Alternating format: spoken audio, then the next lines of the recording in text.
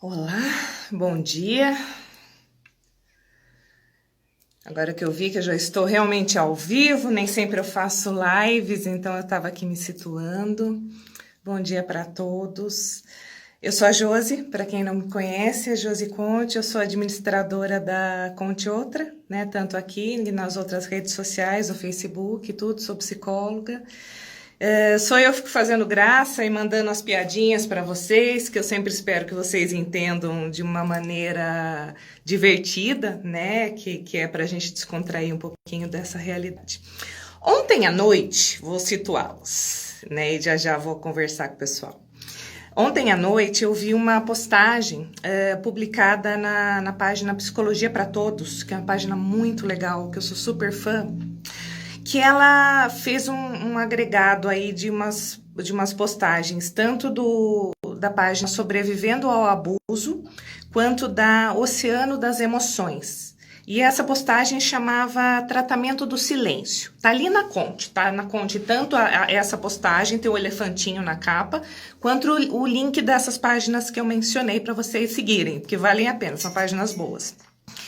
E aí, tem algumas páginas, tem alguns assuntos que são interessantes porque eles são simplesmente, gente, de utilidade pública. São assuntos que, quando a gente entra em contato, podem realmente fazer diferença na vida da gente.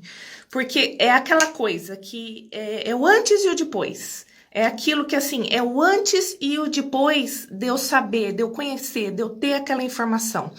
Porque é de você não ter noção daquilo que está te causando sofrimento, de você estar completamente perdido, para você falar, gente, então era isso, é isso que está acontecendo?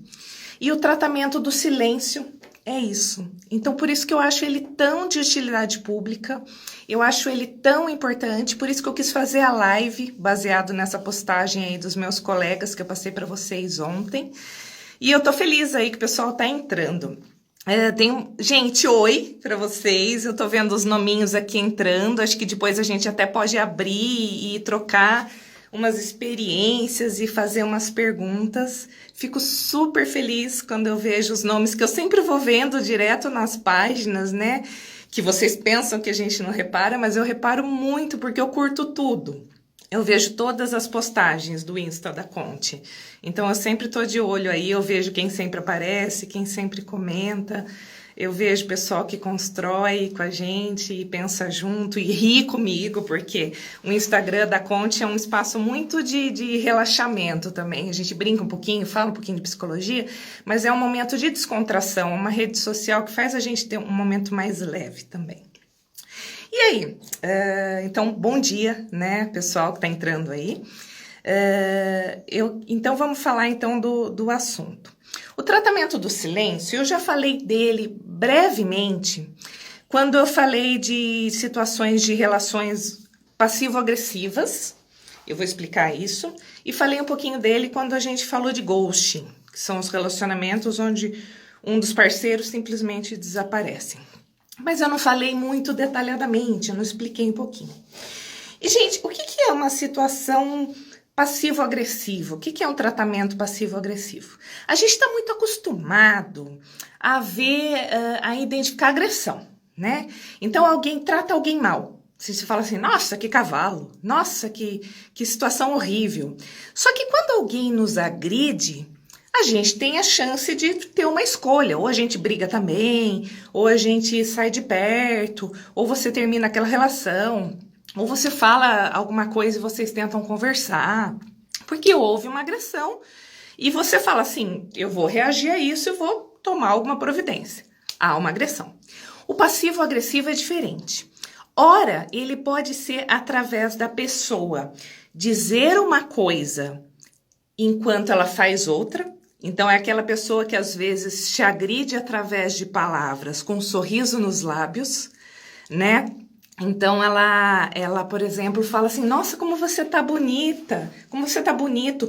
E na verdade você vê que aquela pessoa tá com um sorriso meio de escárnio, meio de deboche. Ou você sabe que aquela pessoa não te admira. Então você percebe que aquilo é falso. Então isso é um comentário passivo-agressivo, que diz uma coisa, mas quer dizer outra.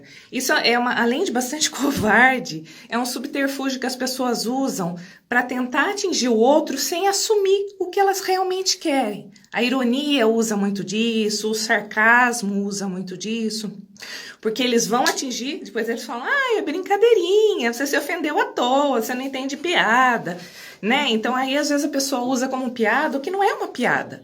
Às vezes é uma agressão mesmo, ela quer te ofender. Então são atitudes de tratamento passivo-agressivo. Ou aquela pessoa que sempre é super legal com você, mas depois você olha a rede social dela, é só agressão. Só indireta. Ela fala com você, tá tudo ok. Você vira as costas, você vê, você percebe pelo contexto que é pra gente, que não é, né? Não é nem questão de servir a carapuça. Você vê que a carapuça é pra você, né? E aí você vê lá, ataque. Então a pessoa não assume que ela quer te atacar. Então ela não assume nem pra você, nem pra ela mesma a própria agressividade. Então são situações passivo-agressivas. E, gente, o tratamento do silêncio é uma delas. É passivo-agressivo. Por que passivo? Porque a pessoa não está tomando uma atitude. Ela está agredindo a partir do momento em que ela não faz nada. Então, o que ela faz? Ela para de conversar com você. Então, faz de conta que você está dentro de um relacionamento. Todo dia você conversa com a pessoa. E aí, de repente, acontece uma coisa que você, às vezes você sabe o que aconteceu, e às vezes você nem sabe direito o que aconteceu. E a pessoa trava, vira a cara para você, para de conversar, às vezes te bloqueia. Ela faz o silêncio como uma forma de punição. É uma forma de dizer assim: você pisou na bola. Ele pode ser usado, esse silêncio, então, para torturar mesmo, para falar assim: olha, agora você não vai ter o meu contato, eu não vou falar mais com você porque você me ofendeu, porque você fez alguma coisa, como pode ser usado é um domínio, né? Porque fala assim: eu vou falar com você agora quando eu quiser. E qual que é a diferença, né, desse passivo-agressivo que vem assim, do nada, para uma pessoa que... Qual que seria a diferença? Uma menina até escreveu para mim em inbox, ela falou assim para mim: Jô, às vezes quando eu tô com um problema, eu me retiro um pouco e eu fico em silêncio e eu não consigo conversar. Tipo, eu preciso colocar minha cabeça no lugar. E aí eu me afasto.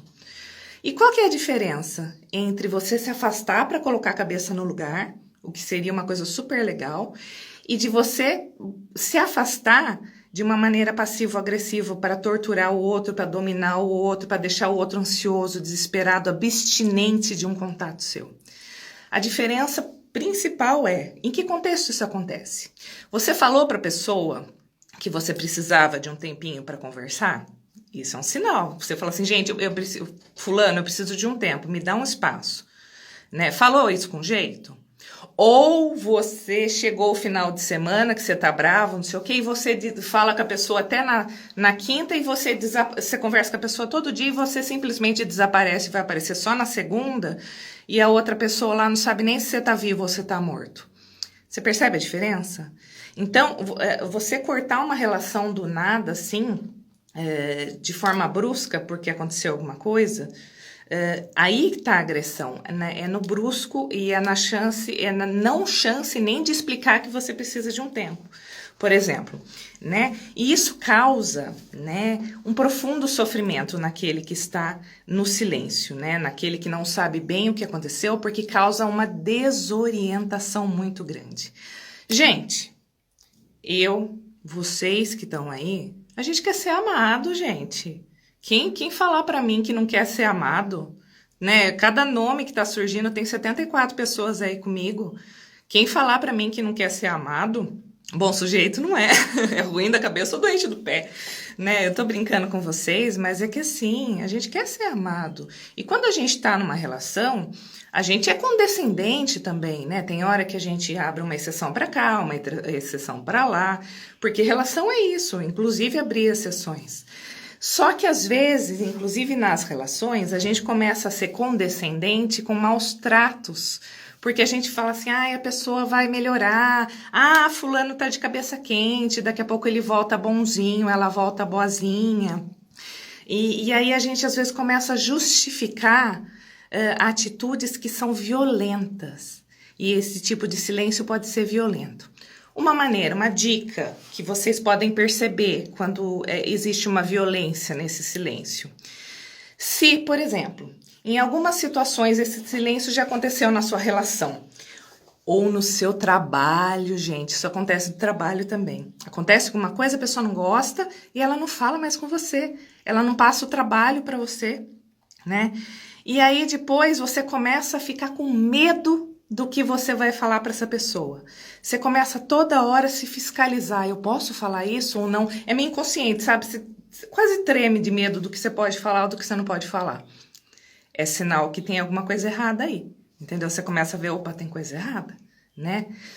Então, esse tipo de silêncio é quase... Eu falo isso no meu livro, que tá na gaveta, tá para ser publicado, tá corrigido, pronto, só falta ser publicado. Ele é como se você estivesse indo numa estrada e a relação, a situação está acontecendo e de repente caiu a ponte. Não tem ponte na sua frente. E aí você não sabe para onde vai, porque você vai parar no céu, não tem mais nada, você perde a referência. Então causa uma desorientação e uma ansiedade muito grande. Aí a pessoa começa a ligar, se é um relacionamento, um namoro, uma amizade, você começa a ligar para a pessoa, né? Você começa a implorar por atenção, você começa a fantasiar. Se você não tem explicação, você começa a fantasiar. Você começa a falar, o que eu fiz de errado? A gente faz isso, é natural. O que eu fiz de errado? Onde que eu pisei na bola? Né? Ó, a menina que tá falando, deixa eu pegar aqui, ó. A pessoa desapareceu, não respondia ao WhatsApp, não atendia a ligação, até no trabalho ligou, ficou desesperada, não sabia o que aconteceu. É isso que acontece. A pessoa não sabe o que aconteceu, né? Isso acontece no ghosting também. Tem um vídeo do ghosting, quem quiser procurar depois. Então a pessoa fica doente de não saber o que aconteceu, porque falta dar sentido, falta dar resposta. Então, a pessoa, às vezes, o outro some para punir, às vezes ele some para forçar o outro a terminar a relação, né? Fala assim, não assume.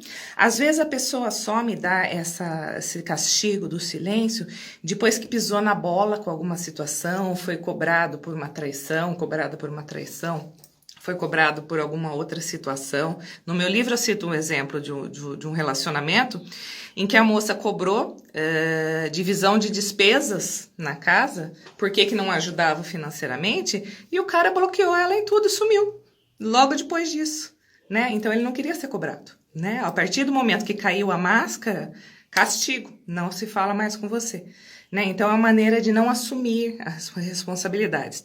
Aí o que acontece? Aí tem ganhos secundários. Quando você gosta, e você quer saber, né? Então, aí você fica atrás da pessoa.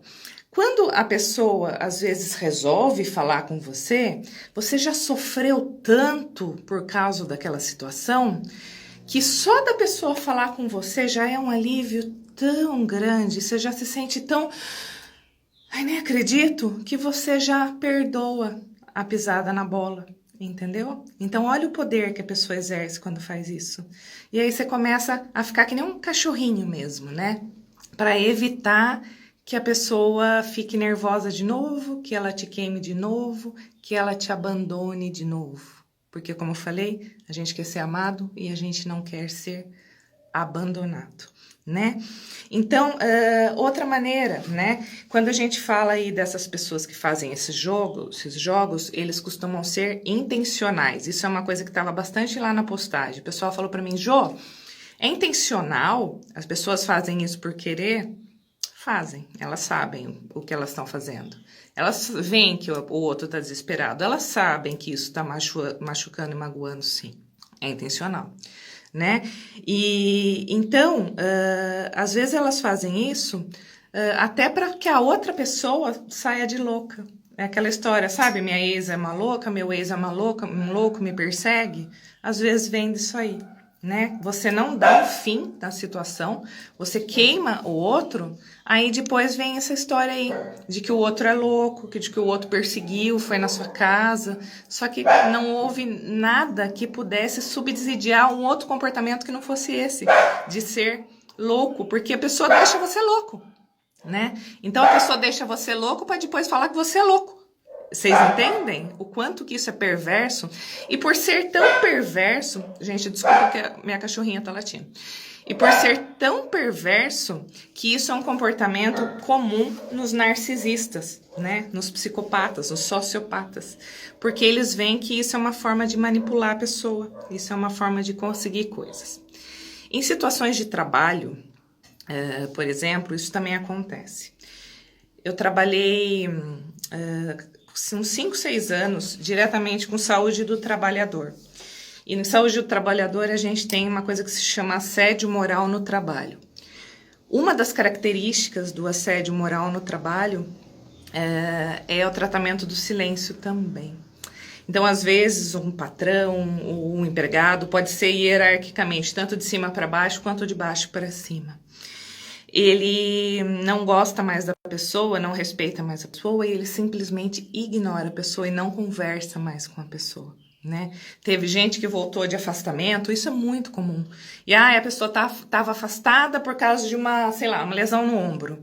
Aí a pessoa lá do departamento entende que ela não presta para mais nada e deixa ela de castigo no banco e proíbe até os outros funcionários de conversarem com aquele estorvo. Entendeu? Então, a pessoa tá indo lá e xingando a outra? Não. Ela tá lá enchendo ela de trabalho, obrigando ela a trabalhar, sendo que ela não pode por causa do ombro? Não. Ela está deixando a outra de castigo. Ela está deixando a outra em silêncio, sem poder trabalhar. Vocês percebem o quanto que isso é perverso? A autoestima da pessoa, ela é completamente destruída quando isso acontece. Ela se sente um lixo, ela se sente completamente descaracterizada como um ser humano que trabalha, que pertence a um grupo, né? Então isso acontece lá no trabalho, entre colegas, pode ser uma situação que nem esse exemplo que eu coloquei, acontece nos relacionamentos, nessas sumidas, nesses silêncios que às vezes a pessoa sobe um dia, 2, uma semana. Às vezes tem gente que some meses e depois volta e fala: oi, sumido, você não falou mais comigo, né? Sendo que era um tipo de situação desse tipo, né? Que mais? Faz a inversão da culpa, né? Que às vezes aí joga a culpa pro outro. É bem complicado. Deixa eu ver o que mais que o pessoal colocou.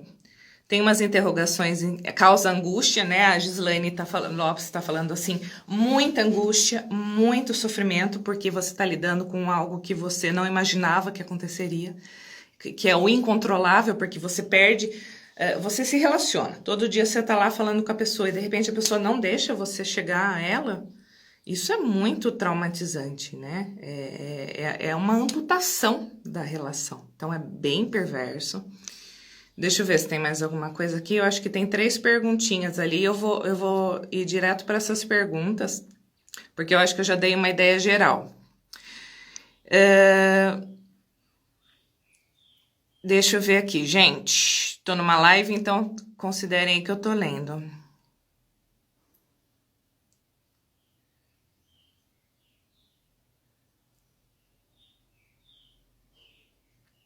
A Letícia, deixa eu ver se eu entendi aqui. Ela tá falando: meu pai faz muito isso comigo por motivos bobo, e antes eu ficava tentando falar com ele. Agora eu não consigo correr atrás, eu passei a ignorar e mesmo assim me causa muita ansiedade, porque ele fica jogando piadas o tempo todo. É muito ruim. Então essa pergunta que a Letícia tá colocando, no caso não é de um caso do silêncio, mas é no caso de um tratamento que pelo que ela falou ali, ela entende como um tratamento passivo-agressivo, né? Que não é a conversa entre pai e filho, não é uma conversa onde existe a troca. Ela se sente não respeitada, porque quando ela vai falar, ele responde com piada.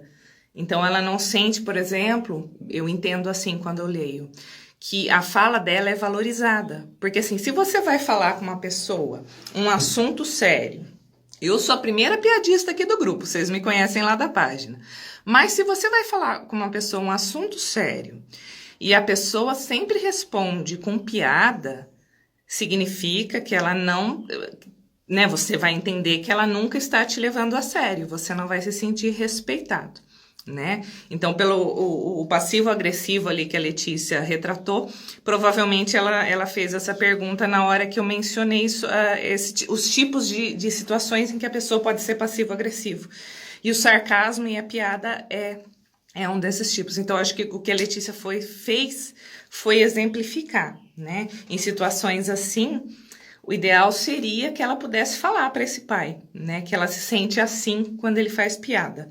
Eu não sei se isso é possível nessa relação, Letícia, mas, sinceramente, a única maneira, talvez a possível, seria que você, ao invés de você evitar e não falar mais, que você tentasse falar para ele que quando ele brinca com um assunto que você leva a sério, que isso te machuca, né? É difícil falar, mas eu acho que é o único caminho.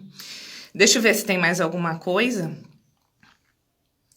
O silêncio, a Gislaine está falando aqui, o silêncio pode ser indício de covardia também? Sempre, né? Muitas vezes sim, porque a pessoa, ela pode usar o silêncio como esquiva, né? Para não ter que lidar com situações que ela não quer, né? Eu não dei o exemplo do cara que quando foi falado dele dividir as contas na casa, porque que ele não ajudava na casa, ele terminou o relacionamento. Uma porque foi desmascarado, provavelmente numa situação de oportunismo, né? E outra porque não quer lidar com aquilo, né? A lidar com isso, às vezes, é assumir que é um oportunista, né? Então, às vezes, a pessoa não quer, a pessoa traiu, ela não quer falar sobre isso. Então, às vezes, ela some e depois ela volta fingindo que nada aconteceu. Isso é muito comum, né? Seja no assunto que for.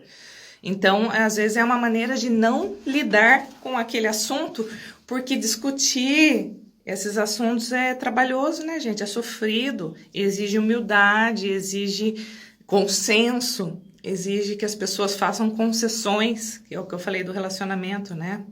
E as pessoas, às vezes, não estão muito dispostas, né, a fazer concessões. Então, é um pouco complicado. Mais alguém quer mandar pergunta? Eu queria receber perguntas, gente. Gente, tem uns pedidos aqui de abrir câmera. Eu não vou abrir porque são pessoas que eu realmente ainda não conheço, então eu acho um pouco complicado por eu não conhecer. Em uma outra situação, quando eu já conhecer vocês, eu teria o maior prazer de abrir a câmera, mas quando eu ainda não conheço, fica um pouco difícil. Ó, tem uma pergunta aqui. Manda pergunta, daí a gente pode abrir também. É comum acontecer isso por parte dos filhos com pais idosos, como se fosse uma retaliação dos pais por alguma pendência no processo de convivência durante a infância. Deixa eu só entender. A Lise está falando. Por parte de filhos com pais idosos, como se fosse uma retaliação aos pais. Sim, o que a Lise está falando seria de uma espécie de vingança, né? Então, quando a gente fala do silêncio e das relações passivo-agressivas, tudo, a gente está falando de uma relação de poder, sim, de você assumir o poder. Quando a gente fala, nesse caso, de quando os filhos passam a ter maior autonomia que os pais, e às vezes existe sim essa alternância de quem tem maior poder na relação, pode acontecer esse desequilíbrio de forças e uma espécie de chance de vingança, né, de coisas da infância sofridas, mal resolvidas e que podem aparecer das mais diversas formas. É possível sim, Lise. Teria que entender exatamente o caso, o que está acontecendo. Mas uma retaliação posterior acontece, às vezes acontece através de financeiro, né? A pessoa antes ela era dependente, hoje ela tem dinheiro, então ela pode usar esse dinheiro como forma de poder, pode ser através da idade, né? Porque são relações, a troca o tempo inteiro e o desequilíbrio de poder promove esse tipo de situação. Ó, o Léo. Mãe do meu filho só me ataca com palavrões e falta de respeito. E é errado eu não responder mais ela, não querer ter convivência mais, pois já tentei fazer e não adianta. Tá, Eu acho que assim, eu acho que você pode se restringir a falar especificamente o que for ligado, Léo, ao seu filho, né? Como são pai, como vocês têm um filho em comum, o corte absoluto do laço entre vocês nunca vai existir, né? Não, é impossível, porque tem um filho.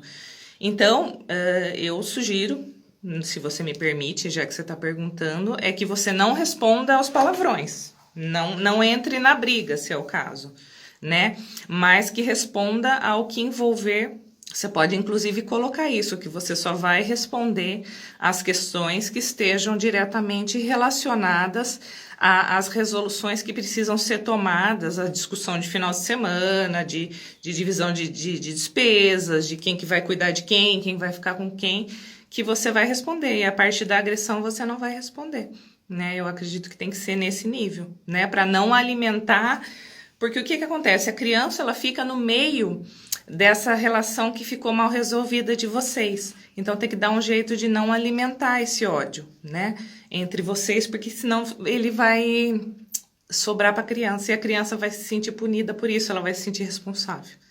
Então o ideal é não responder à provocação e até você pode tentar dizer a ela isso, né?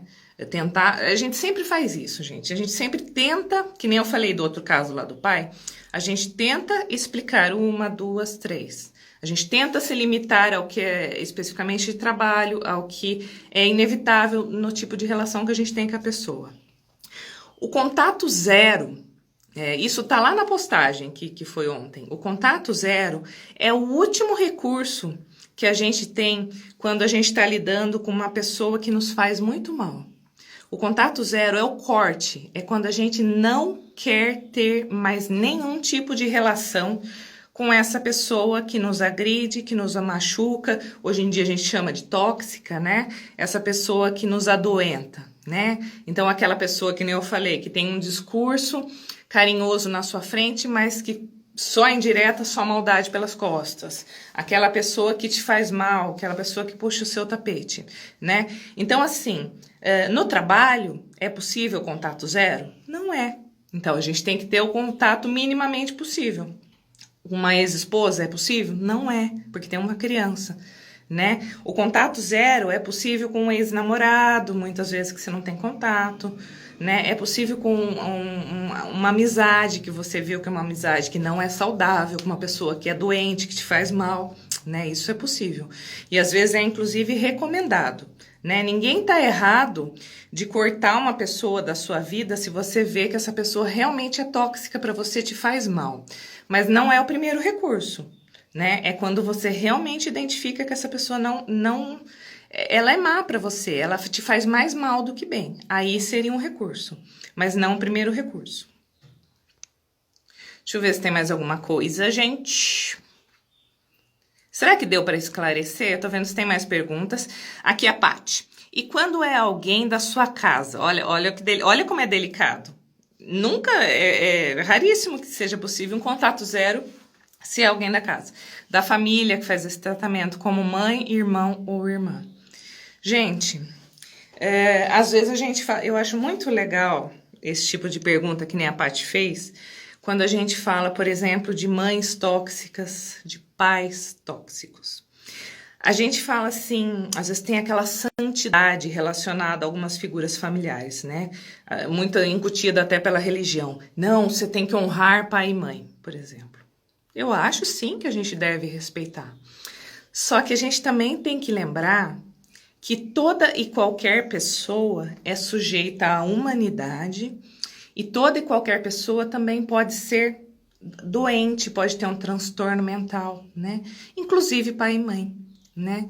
E existem sim pais, mães, irmãs que também podem ter patologias psiquiátricas que fazem com que elas sejam pessoas que não são agradáveis de se conviver, que sejam cruéis com os outros, que são de difícil relacionamento, ou porque não bate mesmo. Às vezes a pessoa nem tem um transtorno, mas às vezes não dá, às vezes a minha química com a maneira de pensar, às vezes não dá, né? E aí a gente tem que ver o que é o quanto eu sou obrigado a ficar perto, realmente, e o quanto eu posso evitar. O quanto eu posso conversar e tentar mostrar o meu lado, e o quanto já não dá mais, né? Porque, realmente, nesse caso de família, a gente tem que ter muito claro que não é porque é minha família que eu tenho que aguentar tudo, tá? Isso, nunca se esqueçam disso. Não é porque é meu pai, porque é minha mãe, porque é minha irmã, porque é meu irmão, porque é meu tio, que eu tenho que aguentar tudo, né? Eu acho que eu tenho que tentar alguma coisa, eu tenho que conversar, mas se eu ver que essa pessoa realmente faz mal, é entrar a distância possível, né? Evitar, não ficar atendendo. Se a pessoa liga todo dia e só fica na sua orelha, te faz mal, fica fazendo mexida de um familiar para o outro, evita. Você tem que ter um distanciamento afetivo, porque senão você vai pro buraco junto, né? A ideia é essa. Se você tem um familiar muito assim, tenta fazer terapia. Vai ajudar a conseguir separar o que é seu e é do outro. Tenta, vale a pena. Deixa eu ver se tem mais alguma coisa, gente, porque eu também não posso me estender mais, senão daqui a pouco vocês me deixam falando sozinha aqui, que nem uma matraca. Tô tão feliz com o número de pessoas que entraram aqui. Deixa eu ver, que entrou mais uma aqui. Ó, aqui, ó, a Viviane. Some meses exatamente... peraí que entrou um negócio na minha tela. Ai, perdi aqui. Eu perdi aqui, mas era uma coisa assim, que a pessoa some meses e depois volta como se não tivesse acontecido nada. Você sabe que algumas pessoas fazem isso para terminar relacionamentos, né? Aqui, e ainda fala que tem medo de vir falar com a gente. Às vezes a pessoa fala isso porque ela gosta de deixar a porta aberta, ela não gosta de assumir o final de um relacionamento, ela gosta de deixar aquela pessoa disponível para ela. O narcisista gosta muito disso, gente, pessoas que são mais narcisistas, porque elas querem os outros a servindo, né? Então, elas vão querer deixar as portas realmente abertas para quando elas voltarem, o outro ainda está disponível para ela. Então, prestem atenção, sempre prestem atenção. Como vocês estão se sentindo com relação a esse sumiço? Beleza? Sabe aquela coisa assim Sabe amigo da escola? Tem amigo da escola que você não conversa todo dia, mas o dia que você vê é como se fosse ontem, não faz diferença nenhuma. Você continua se sentindo bem, é uma relação bem resolvida. E tem gente que deixa de fazer sentido para você, né? Quando a pessoa some, e às vezes você manda mensagem e não vem nada, manda mensagem, você tá vendo. Às vezes, a não resposta, e isso é uma coisa que é sempre muito dura de entrar na minha cabeça, na sua, de todo mundo. A não resposta é uma resposta. E a gente fica lá batendo na tecla. Por que não falou comigo? Por que não me deu resposta? Por que não falou? Por que não escreveu? Por que não aceitou falar comigo? E a gente fica querendo aquela concretude, né? Só que quando essa concretude vem pelo silêncio, também é uma resposta. E aí a gente tem que pôr na mesa essa resposta, né? Essa maneira com que você foi ignorado, bloqueado, faz com que você ainda queira um relacionamento com essa pessoa, né?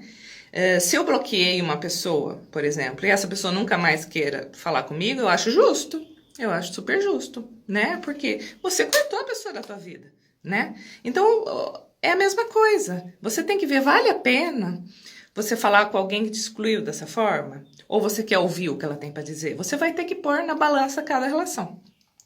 E avaliar aí o que vale a pena e o que não vale a pena. Tem mais perguntas aqui.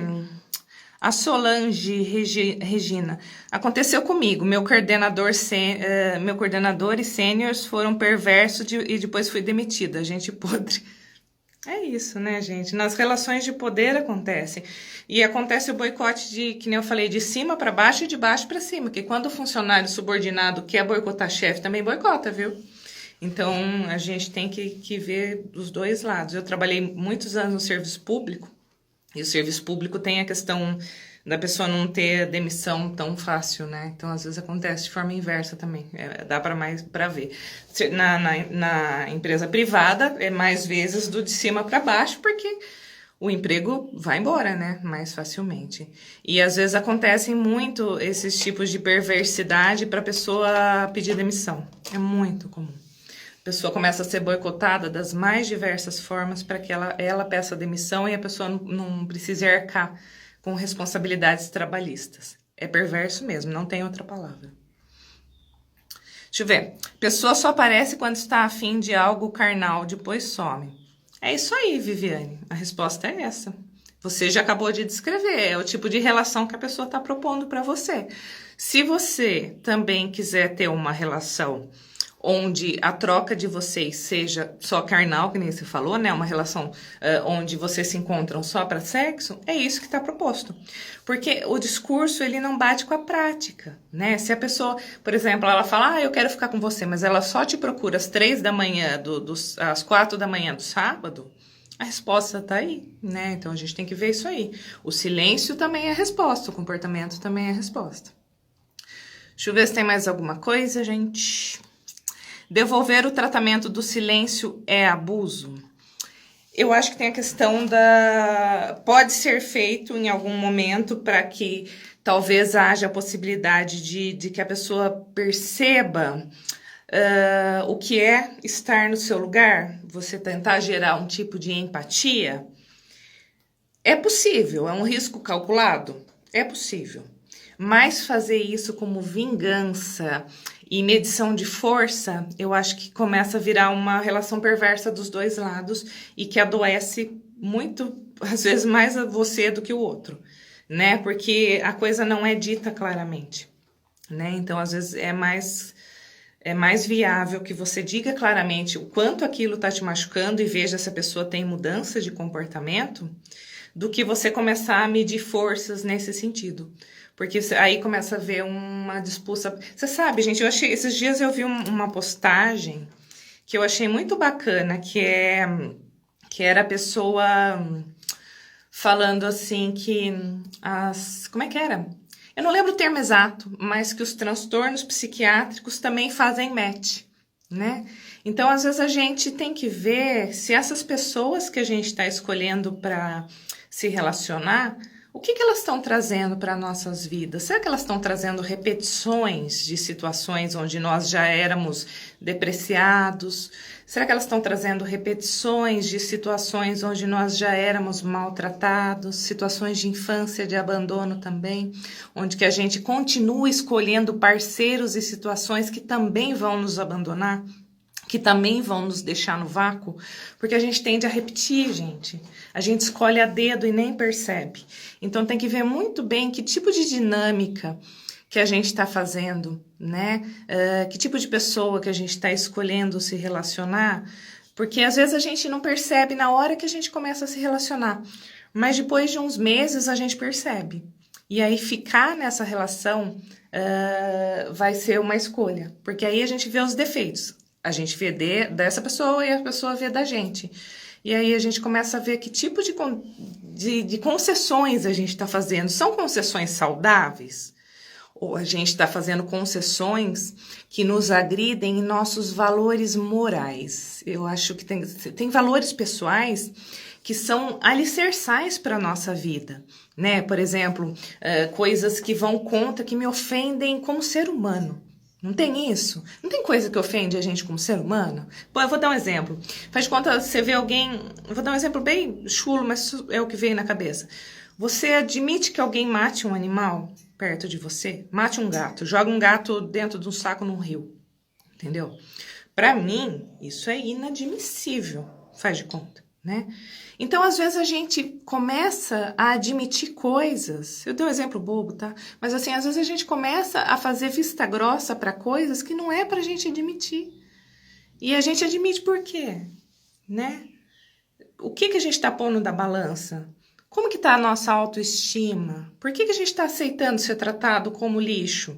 Porque, às vezes, a gente se sente como lixo porque a gente permitiu que alguém nos tratasse como lixo.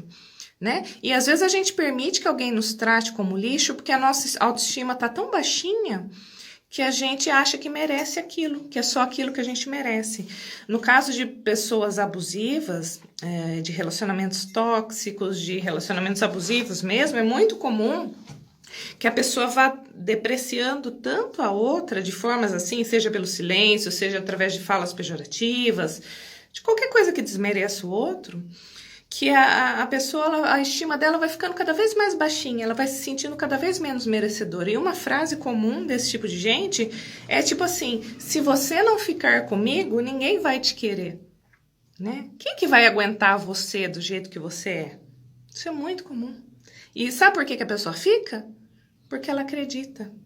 E ela não acredita porque ela é tonta, porque ela é estúpida, porque ela é burra, né? Ela acredita porque ela já tá com a estima tão minada que ela não consegue reagir, né? Então, por que essa informação? Por que eu considero a postagem de ontem de utilidade pública? Por que eu tô aqui falando com vocês e eu tô super feliz de estar vendo os nominhos rolando? Porque tem coisa que a informação, a gente brinca, né? A gente costuma falar assim, que às vezes a ignorância é uma bênção. Às vezes a gente tem inveja do ignorante, né? Você fala, ai, não tá nem esquentando a cabeça, a ignorância é uma bênção. Mas não é, gente. A ignorância nunca é uma bênção, porque a gente só consegue se defender quando a gente sabe o que está acontecendo com a gente, né?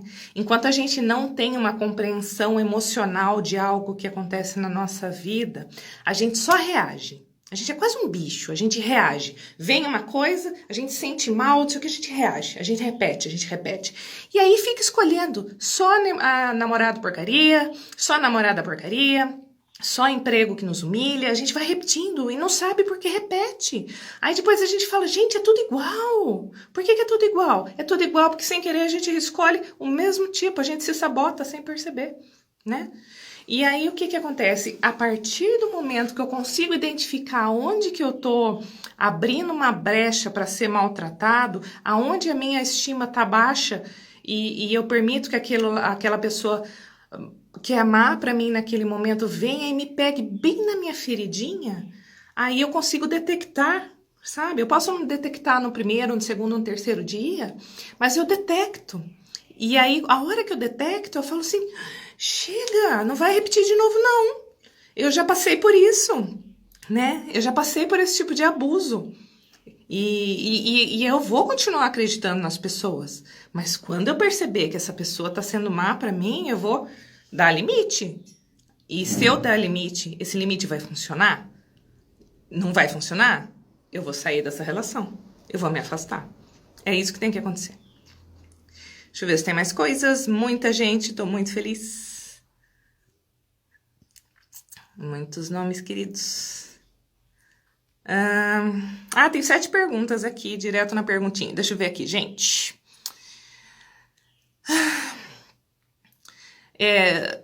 A Paty tinha falado do tratamento do silêncio vindo da família, a mesma coisa. Os familiares também são tóxicos, né? Também podem ter esse tipo de perversidade. Eu acho que a pessoa tem que se conhecer melhor para dar limite e conseguir se afastar e conversar e se ver que não tem jeito, tentar se libertar o mais rápido possível. Não é fácil. É muito difícil e tem sequelas, tá, gente? Crescer numa família onde existe esse tipo de perversidade como cultura familiar é muito difícil. Romper o ciclo é muito difícil. Por isso que a gente tem que saber que ele existe. Mas ajuda sim. Caso não seja maldoso, mas imaturidade, a pessoa pode receber ajuda e mudar? Claro que pode, gente. Por isso que a gente tem que conversar e a gente tem que dar o feedback para a pessoa, né? Porque, por exemplo, quando a gente é mais novo, a gente faz cada coisa, a gente faz birra. A criança, quando a gente tira uma coisa que a criança quer, ela se taca no chão, ela briga, ela esperneia, ela faz aquele fuá. A gente quer morrer no supermercado, por exemplo, não é? E é isso. Quando a gente está ficando adolescente, a gente vai terminar de maturar a parte do autocontrole do cérebro no final da adolescência. Até então, a gente nem controla bem os nossos impulsos. Hoje em dia, né, depois dos 40, não estão controlando ainda, né? Mas, assim, a gente deve conversar e deve ver se a pessoa muda comportamento, sim. E relação é para isso. Agora, se a pessoa não muda, se ela vê... E aí, você tem que ver outra coisa. Como que essa pessoa trata os outros, né? Porque se essa pessoa trata todo mundo assim, eu dei o exemplo das indiretas, se ela manda indireta e maldade para Deus e para o mundo o dia inteiro, você acha que ela não vai mandar para você? a ingenuidade nossa, né? Se essa pessoa faz maldade para todo mundo, menos para você, né?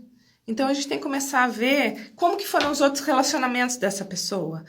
Começa a namorar alguém. Todos os ex-namorados ou as ex-namoradas são loucas que perseguiram pessoas horríveis. Acenda a lâmpada. Será que todo mundo foi horrível assim? Né? Então a gente tem que ver isso aí, né? Aonde cabe imaturidade? Quantos anos tem essa pessoa? Né? Quantos relacionamentos ela já teve? Né? Então a gente tem que ver quando é a hora de educar uma pessoa, porque você também não vai namorar uma criança, vai? Né? E quando não é a hora de educar mais, não. Quando é a hora de abrir o olho e se preservar, né? Porque senão a gente começa a virar mãe de marmanjo e de marmanja. Então a gente tem que ver isso aí, né? Imaturidade a gente pode usar como desculpa para pessoas que ainda não tiveram certas oportunidades, porque são jovens, né? Imaturidade de marmanjo não deve dar desculpa, não. Porque aí a gente tem aquela questão que tem que deixar a vida ensinar. É a mesma coisa, porque a gente vê, por exemplo, marmanjão, marmanjonas. Quando eu falo, sempre ambos os sexos, tá, gente? Se eu pecar puxando para um lado só, é erro meu mesmo. É sempre para ambos os sexos. A gente vê gente com pai e mãe cobrindo conta com 40, 50 anos. Tá cobrindo a conta porque houve uma emergência real? Ok, gente. Ó a situação, ó a crise que a gente está vivendo. Mas eu não estou falando disso. Eu estou falando de cobrir uma vez, 2 vezes, 3 vezes, 4 vezes e sempre cobrir a conta da pessoa. Essa pessoa vai amadurecer quando? Essa pessoa só vai ter a única chance de amadurecer e ter alguma maturidade quando ela falir. Alguém vai ter que deixar ela falir, ela ir lá embaixo, por mais doído que seja. Entendeu? Porque certas coisas, a pessoa só vai ter chance de amadurecer se a gente deixar ela assumir as consequências dos seus atos, né? E do relacionamento também. Quando uma pessoa ela fizer coisas muito graves, ela tem que assumir as sequelas, porque senão a gente começa a passar a mão na cabeça. E tem uma postagem, coisas de internet, que eu vi muito esses dias, que assim, quando você não dá limite para a pessoa e você deixa a pessoa te tratar mal, você está ensinando a pessoa como ela deve te tratar. Porque se você não dá limite e ela vai cada vez te tratando mal, você está também educando essa pessoa, que é assim que você tolera tudo isso, né? Então, assim, eu não tô culpabilizando vítima, tá? São coisas diferentes. Mas eu tô pregando a relação bilateral, né? Que existe um abusador e existe uma vítima. Tem abusadores que são especialistas, os narcisistas são sedutores, são encantadores, eles são... Eu achei um vídeo muito legal que mandaram para mim, vou complementar essa ideia falando isso. Por que quando a pessoa sai de louca da relação, às vezes, todo mundo protege aquele que saiu, sabe o que ignorou, que deixou o outro no vácuo, deixou a pessoa maluca? E sai de coitadinho, né? O boneco Chuck que vai, não sei se vocês viram essa postagem, que vai na caixinha de presente para a próxima pessoa, como se fosse a melhor pessoa do mundo. O que acontece? Porque é fácil você enganar pessoas socialmente. É fácil você ser um super amigão, uma super amigona por 2 horas numa mesa de bar. É diferente da pessoa que você é dentro de um relacionamento, dentro da casa, quando você convive, né? Então é muito fácil você ser encantador, sedutor, simpático por algumas horas. Só que quem conhece a pessoa é quem convive com ela, né? Então é nessa convivência que você vai ter que ver como que você trata essa pessoa e como que essa pessoa te trata. Que tipo de pessoa você é perto dessa pessoa? O que essa pessoa te desperta? Porque, eu não sei se vocês já repararam, mas tem gente que desperta o nosso pior. Tem gente que traz na gente coisas monstruosas também. Porque a gente também não é sempre bonzinho, né? Às vezes a gente pisa na bola também, né? Às vezes a gente também faz os silêncios, às vezes a gente também faz as perversidades. A gente tem que ter toda essa autocrítica num relacionamento. Por isso que o autoconhecimento é vida, né? Deixa eu ver se tem mais coisas. Gente, estou falando muito.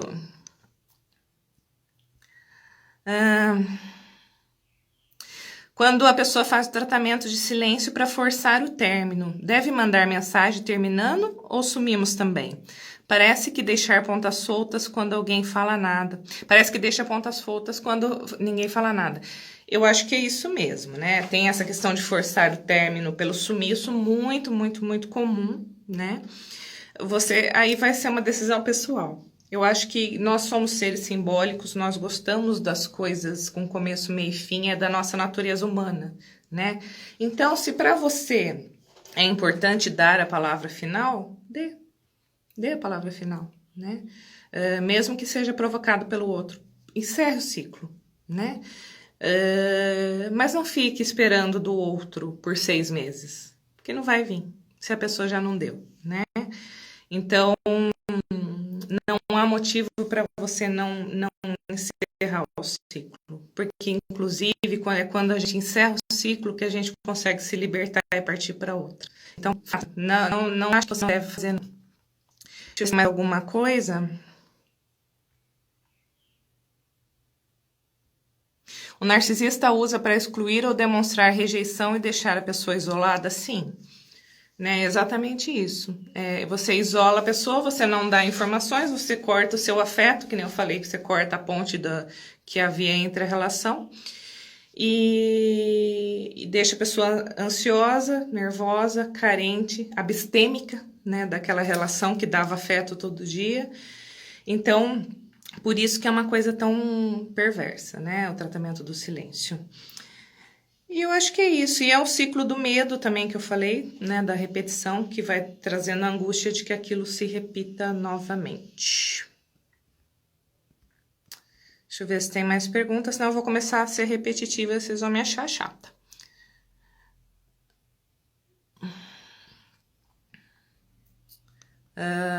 Aqui...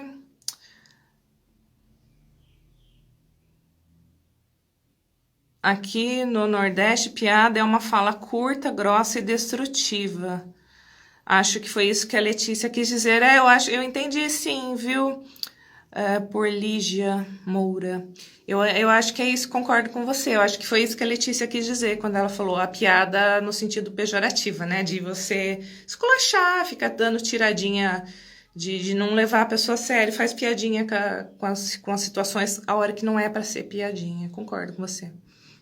Algo mais? E aí vem a Virgínia, né? Pergunta uma coisa que é bem importante: como a pessoa recebe esse tipo de tratamento, deve lidar com isso, sabendo que o emocional fica abalado. Tá. Primeira coisa, sempre, é a hora que a pessoa encantada, né, que fez essa maldade aí voltar, é deixar claro que não está tudo bem. Né, que ofendeu, que magoou e que desestabilizou, sim. Se a resposta for pejorativa, diminuir sentimentos, você já está tendo respostas. Uma situação, eu acho que não é caso de sair terminando relação, nada. A gente percebe o problema na constância. Você falou para a pessoa uma vez, você deu um feedback para ela, às vezes ela nem está tendo noção ainda do quanto que ela foi... sacana. Às vezes ela fez isso tanto na vida, não tô justificando, não tô passando pano, mas você tá dando feedback. Às vezes ninguém deu feedback como devia. Você deu feedback uma vez. Aí a pessoa nem liga pra você, você vê que ela não tá se importando, ela faz de novo, você tem sua resposta. Você tem sua resposta, né? É na constância. O nosso papel em situações assim é dar a resposta clara de que aquilo é inadmissível. Né? E que se a pessoa for ter esse tipo de comportamento, se ela precisar de um espaço, ela precisa informar. Ela precisa informar. Em um relacionamento não dá para você tá todo dia junto e desaparecer 15 dias e voltar como se não acontecesse nada, né? Então tem que ser conversado. Não tem outro jeito. Se a resposta for mais silêncio, se não houver possibilidade de discussão, essa mesmo vai ser a resposta se vai valer a pena essa relação, gente. É sofrido, mas às vezes é o sofrido que vem pro bem, porque tá te mostrando com quem está mexendo. E que tipo de limitações essa pessoa vai te apresentar para uma relação saudável, né? Vamos lá? Deixa eu ver se tem mais. Se tem mais coisinhas. Vejo isso acontecer muito, a Manuela tá falando de adultos com crianças, qual é o impacto na criança e no adolescente. O impacto é a reprodução, né? Isso causa um tremendo sofrimento. A menina mandou assim pra mim em boga, eu não sei se é menina, se era adulto, porque eu vi só um nick, na hora eu não decorei quem era, eu posso até rever depois, falando que viu isso muito no tratamento da Super Nanny, naquele cantinho do pensamento, até uma coisa bem... Eu não sou bem da área, não gostaria de opinar nesse sentido, mas eu opinaria no sentido de... a criança sabe o porquê que ela está sendo punida, o porquê que ela está sendo ignorada, o porquê que o pai e a mãe, o responsável, tá bravo com ela a ponto de não responder alguma coisa. O primeiro ingrediente de se existe algo minimamente saudável é isso. A pessoa tá com ciência do porquê ela está sendo punida, né? Seria o que diminuiria a lesão, né, disso. Depois é a conversa, porque você dá a chance da pessoa se defender, né? Eu, esses dias, uma amiguinha de uma sobrinha minha, a mãe bota para limpar a casa toda. Ok. Aí ela volta do trabalho e a menina limpou tudo, gente. Limpa tudo, gente. Menina nova. Ok, é legal, tem que ajudar. Mas a menina não enxugou a louça. E aí, um escândalo homérico. Gente, não é saudável. Você vê que tem uma coisa perversa aí. Então, a gente tem que começar a ver onde que tá, onde é aceitável e onde não é aceitável. A gente tem que dar limite para as crianças, a gente tem que educar, a gente tem que falar, até aqui pode. Inclusive até pro bem delas, porque a criança não tá com o cérebro desenvolvido para conhecer os próprios limites, a gente que vai ensinar, né? E a gente vai ter que mostrar que tem coisas que a gente fica bravo sim. Só que tipo de tortura que eu tô... Como eu estou punindo? Eu tô explicando? Ou eu tô torturando? Né? Então, quando eu estou, na verdade, ensinando como essa criança vai ser como adulto, né? Os grandes machões que a gente vê por aí, as pessoas muito estúpidas, os violentas, elas não aprenderam isso do nada, gente. Elas foram ensinadas a ser assim, a se defender com violência. Elas foram ensinadas, porque elas tiveram que sobreviver a alguma coisa na vida delas. E elas sobreviveram sendo assim. Então, a gente tem que ver o que a gente está ensinando. Tem impacto, sim, e tem impacto importante nessas crianças.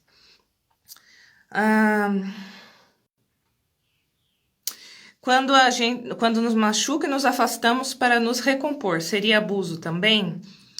Eu não acho abuso, não, mas o importante é que seja conversado minimamente. Minimamente. Porque aí a pessoa tem noção do porquê que está afastada. A violência está no desaparecimento sem explicação, na ausência de discussão mínima que contextualiza a pessoa, né? Que deixa a pessoa no vácuo, desorientada, sofrendo. Se houve uma coisa, essa coisa tem uma consequência, e essa consequência é um afastamento, inclusive esse afastamento pode ser saudável para a relação. Porque é o tempo de pensar, isso é saudável. Só que é legal que haja consciência das partes. E nisso haja participação das partes. O problema da violência passivo-agressivo é que ela é uma decisão unilateral. Você violenta o outro sem que o outro possa reagir. Vocês percebem a diferença? Acho que é aí que a coisa fica clara. Josi, essa situação pode acontecer em relacionamentos entre amigas e amigos? Eliane Lemos, minha amiga, pode acontecer em qualquer esfera de relacionamento. Esse tipo de... Eu até imagino que você até já saiba quando você perguntou, né? Você está me dando a deixa para deixar isso mais claro. Sim, em qualquer tipo de relacionamento. A gente, família, relacionamentos afetivos, parceiros afetivos, casamento, namorados, entre amigos... Pode sim acontecer com muita frequência, inclusive acontece. Qualquer relacionamento, trabalho, qualquer local onde a pessoa esteja inserida na esfera social e haja mais de uma pessoa, isso pode acontecer. No ambiente de trabalho, esse silêncio pode caracterizar assédio moral? Não sei se foi mencionado. Eu mencionei lá no começo, inclusive porque eu trabalhei muito com isso. Foi minha área de trabalho por quase 6 anos, eu trabalhei com saúde do trabalhador. Márcia, e caracteriza assédio moral quando há repetição. né? A gente nunca caracteriza assédio moral por um caso isolado, né? Então, por exemplo, há uma discussão lá entre a empresa, um desentendimento e uma situação. A gente não caracteriza uma situação como assédio, a gente caracteriza assédio pelo conjunto de situações, então a repetição, né? Você vê que aquilo acontece com frequência, aí a gente pode começar a caracterizar assédio moral. Meus queridos, o Instagram tá aqui me avisando que eu tenho 20 segundos para encerrar essa live, porque elas costumam ser de 1 hora. Então, eu preciso me despedir. Quem quiser mandar inbox para mim o resto das perguntas, pode mandar, eu converso com vocês por lá. Ao longo do dia eu vou respondendo, vai ser um prazer. Beijo para vocês, vai encerrar.